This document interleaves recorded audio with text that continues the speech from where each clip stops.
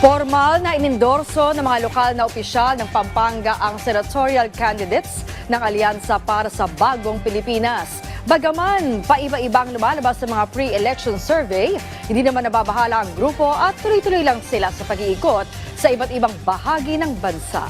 Yan ang ulat ni Melales Moras.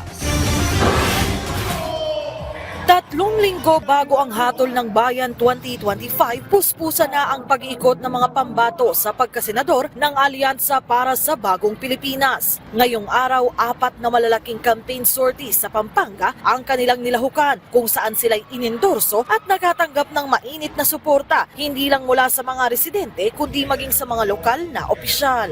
Kabilang sa mga humarap dito ang mga senador na sina Francis Tolentino, Bong Revilla, Lito Lapid at Pia Cayetano, mga dating Senador Tito Soto at Manny Pacquiao, Makati City Mayor Abby Binay, dating DILG Secretary Benhur Abalos at Congressman Erwin Tulfo at Camille Villar. Hindi naman nakarating si dating Senador Panfilo Lacson. Parang feeling ko kahit ano pong hinaharap natin, kaya nating malampasan pag nandyan po kayo. So maraming salamat po sa tiwala at suporta po na ibinibigay niyo po. Para sa Alyansa candidates, bagamat paiba-iba ang datos sa mga pre-election survey, tuloy-tuloy lang ang panunuyo nila ng mga botante para lahat sila manalo. Ikot lang, sipag lang. Yun ang importante, sipag at marinig tayo ng taong bayan. Yung plataforma natin, yung hangarin natin na makatulong sa mga mahihirap na tao. Well, ganun naman talaga ang laban no? In any case, surveys are just surveys. At the end of the day, it is the people who will decide. Hindi rin daw nababahala ang alyansa kahit pa umaangat sa surveys ang ilan nilang kalaban dahil ang tunay na aksyon mangyayari raw pagkatapos ng eleksyon.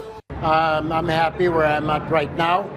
Papasalamat na tayo sa mga kababayan natin because from nowhere, actually for several months, naging number 1 tayo. Pero it doesn't matter anymore. Why do we have to gun for top 1, di ba? Ang importante, you will perform in the Senate.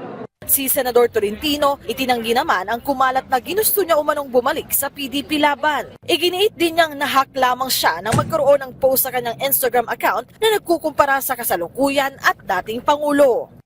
Hindi ako yun eh. May nanghak sa akin. Ang Instagram ko dormant for the last 1.5 years. Kahit tingnan nyo, hindi na ginagamit. Bigla na lang may nag-open. May nanghak nun.